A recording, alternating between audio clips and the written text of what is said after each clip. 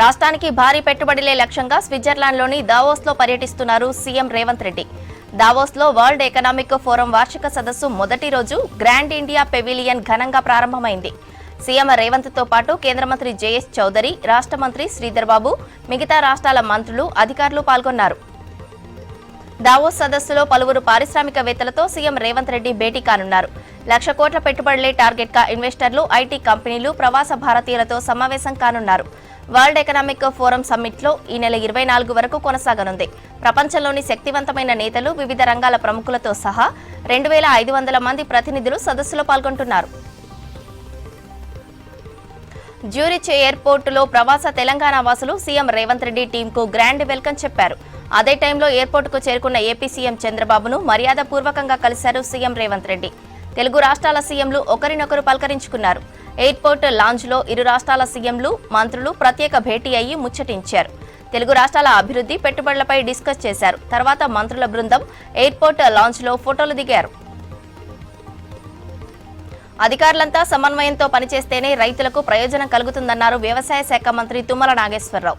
Marketing అధికారులతో review నిర్వహించిన మంత్రి తుమ్మల పత్తి కొనుగోలు, మార్కెటింగ్ ఫీజు, స్టోరేజీ కెపాసిటీపై అధికారులతో చర్చించారు.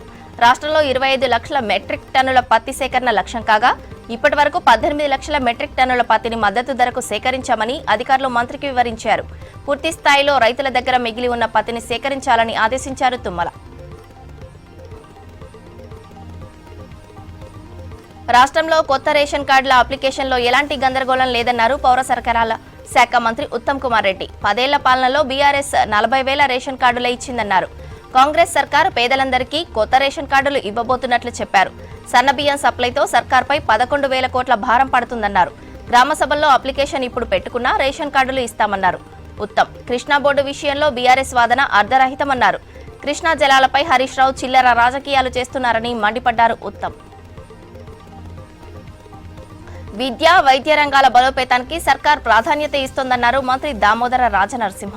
బాలికల విద్యా ప్రోత్సాహానికి చర్యలు చేపట్టామని సంగారెడ్డి జిల్లా ఆందోళనలో పర్యటించిన మంత్రి బుదేరా కళాశాలలో జరుగుతున్న నిర్మాణ పనులను పరిశీలించారు. తాటిపల్లిలో కస్తూర్బా గాంధీ బాలికల విద్యాలయాన్ని సందర్శించారు.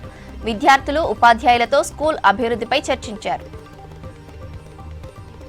నిజామాబాద్ జిల్లాలో పసుపు బోర్డు ఏర్పాటు దేశానికే గర్వకారణమన్నారు బీజేఎల్పీ నేత ఏలేటి మహేశ్వర్ రెడ్డి. బోర్డు ఏర్పాటు సాధించిన ఎంపీ అరవింద్ కు అభినందనలు తెలిపారు. సీఎం రేవంత్ రెడ్డి ఎఫ్ఆర్బీఎం పరిధిని దాటి విపరీతంగా అప్పులు చేస్తున్నారని విమర్శించారు. ఇచ్చిన హామీల్లో ఒక్కటి కూడా అమలు చేయలేకపోతున్నారని మండిపడ్డారు ఏలేటి. బీఆర్ఎస్ పార్టీ పోరాటం వల్లే పసుపు బోర్డు వచ్చిందన్న ఎమ్మెల్సీ కవిత వ్యాఖ్యలకు కౌంటర్ ఇచ్చారు ఎంపీ రఘునందన్ రావు. కవిత జైల్లో ఉన్నప్పుడు ఆరోగ్యం బాగాలేదని వార్తలు వచ్చాయని, ఇప్పటికీ ఇంకా సెట్ కాలేదేమోనని సెటైర్ వేశారు. ఆమె మంచి డాక్టర్ను కలిసిన తర్వాతే ప్రెస్ మీట్ పెడితే బాగుంటుందన్నారు. కేటీఆర్ కు అధికారం పోయాక రైతులు గుర్తుకు వచ్చారని మండిపడ్డారు రఘునందన్.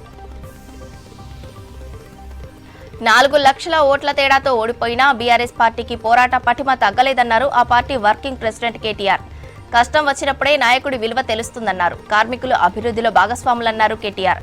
తెలంగాణ భవన్లో బీఆర్ఎస్ కార్మిక విభాగం క్యాలెండర్ ఆవిష్కరించారు కేటీఆర్. తెలంగాణకు కాళేశ్వరం ప్రాణధార అనే సత్యాన్ని చెరిపేయలేమన్నారు మాజీ మంత్రి హరీష్ రావు. వందలాది కిలోమీటర్లు ప్రయాణించి రంగనాయక సాగర్ కు గోదావరి నీళ్లు చేరాయన్నారు. ఇది కాళేశ్వరం సృష్టించిన అపురూప దృశ్యమన్నారు. కాళేశ్వరాన్ని బదనం చేస్తున్న కబోదుల్లారా కండ్లు తెరిచి ఈ దృశ్యాన్ని చూడండి అంటూ ఎక్స్ లో పోస్ట్ చేశారు హరీష్.